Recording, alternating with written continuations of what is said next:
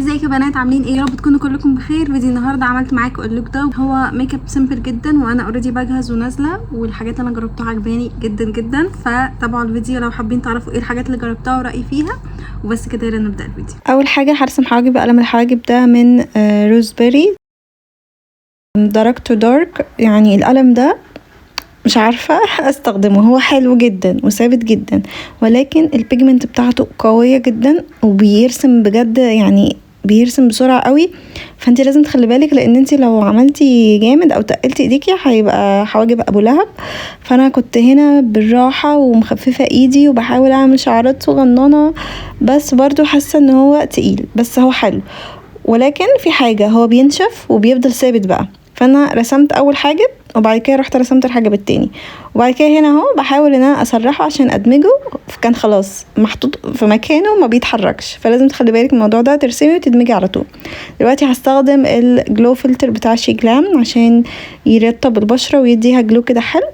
بحبه جدا جدا جدا، بيدي جلو خطير للبشره وبيبقى شكل البشره كيوت كده. بس لو انتي عندك مسام او كده ممكن تبعدي عن الاماكن اللي فيها مسام. دلوقتي هستخدم الكونسيلر بتاع توب فيس، واكيد واضح قد ايه هو عاجبني، يعني بقالي فتره معلقه عليه في تقريبا اخر كام فيديو كلهم بستخدم الكونسيلر ده. تحفه، خطير بجد. قد ايه ناعم، بيندمج بسهوله، قد ايه شكله طبيعي، ما بيبقاش شكله كيكي، تخطيطه يعتبر يعني مش عاليه، فانا بالنسبه لي حلو قوي للاستخدام اليومي. عايزه اقول لكم الفيديو ده انا مصوراه ممكن من شهر ولا حاجه، فكانت لسه الحاجه دي يعتبر جديده، اللي هو الكونسيلر بتاع توب فيس، كان ممكن تاني مره ولا حاجه استخدمه. فتحفه بصراحه، عجبني قوي قوي قوي. وزي ما انتم شايفين بصوا بيندمج بكل سهوله. انا هنا بقى كنت بحاول بالبرش ان انا احط الكونسيلر او الباقي بين الكونسيلر على الفرشه على حواجبي، عشان كانت مش عجباني خالص، كنت عايزه امسحها بس في الاخر يعني ظبط شكلها. قعدت احاول اخفف كده من شكلها واشيل لو في اي زياده او حاجه، فحاسه في الاخر اتظبطت يعني. وبس طبعا بمشي بالبيوتي بلندر على كل البشره عشان يبقى شكلها حلو. ودلوقتي استخدمت الكريم بلاشر ده من شي جلام، الدرجه اللي اسمها بيوني.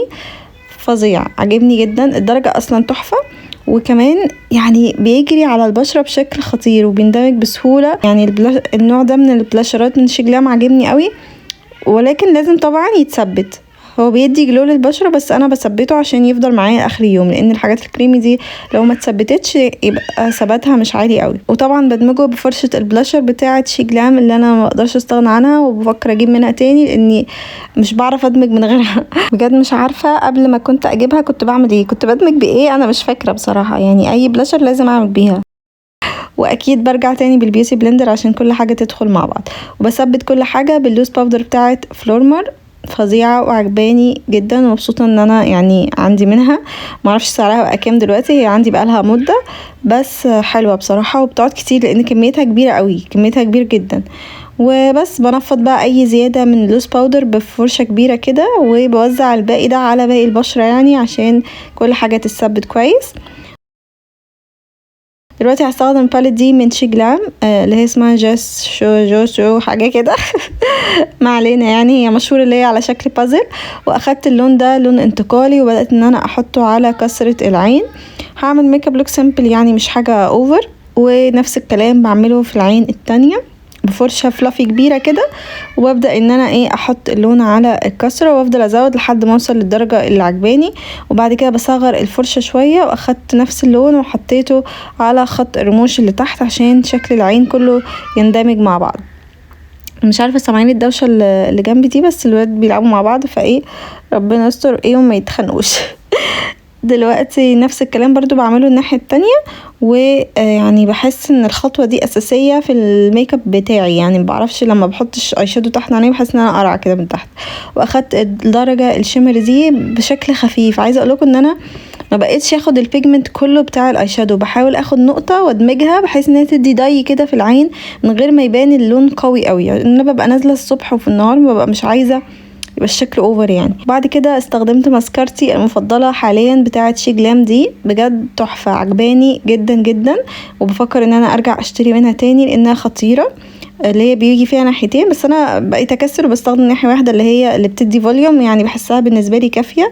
وانتوا اكيد شايفين وواضح الفرق، يعني الرموش طولت وفي نفس الوقت تقلت ومحافظه على الكيرل بتاعها. بتتشال بسهوله ومش بتهبب قوي، يعني لما اجي اشيلها مش بتهبب، فعجباني. هي مش ووتر بروف، فحلوه يعني بجد. انا مش عارفه محدش بيتكلم عنها، بس انا بالنسبه لي دي احلى ماسكارا انا جربتها من شي جلام لغايه دلوقتي.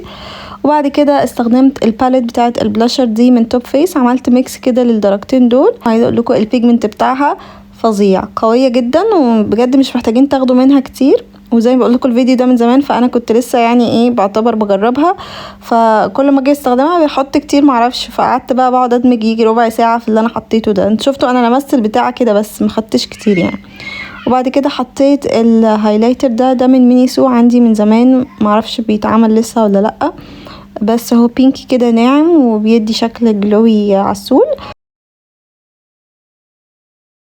وبرده الليب كومبو اللي معلق عليه الفترة الأخيرة هو ده من شي جلام، اللي هو جزء منه ليب لاينر. عايزه اقولكم الليب لاينر عجبني جدا، درجته تحفة، تحسوا ان هي نفس لون شفايفي يعني ايه، او اغمق سنة، فبتحدد الشفايف بشكل طبيعي كده وعسول. وبعد كده الجلوس اللي فيها، هو انا قلت لكم قبل كده هو مش عاجبني قوي لانه هو مش بيجمنت قوي، فالناس اللي مش بتحب الجلوس البيجمنت فده هيعجبها. فانا عشان احط منه لازم ادخل واطلع في البتاع كتير عشان يديني لون مظبوط وشكل مظبوط ويكفي الشفايف كده كلها. لكن لو انت بتحبي الشكل الخفيف ده ممكن يعجبك، هو بيرطب حلو، هو بيرطب حلو وبيندمج كده مع الشفايف ومش بيقطع ومش بيلزق، فجميل لو انت بتحبي الشكل ده. بس زي ما شايفين انا قعدت اخد منه تاني عشان اوصل كده لدرجة حلوة والشكل كده جلوسي اكتر، بس اللمعة بتاعته مش قوية قوي زي الجلوسات التانية اللي انا جربتها من شي جلام. بعد كده اخدت التنت بتاع شي جلام اللي هو لونه فيه فشي كده او احمر، وحطيته في النص ودمجته كده عشان يدي شكل حلو، يبقى لايق كمان مع الاوتفيت بتاعي. وبس ده كده الفاينل لوك.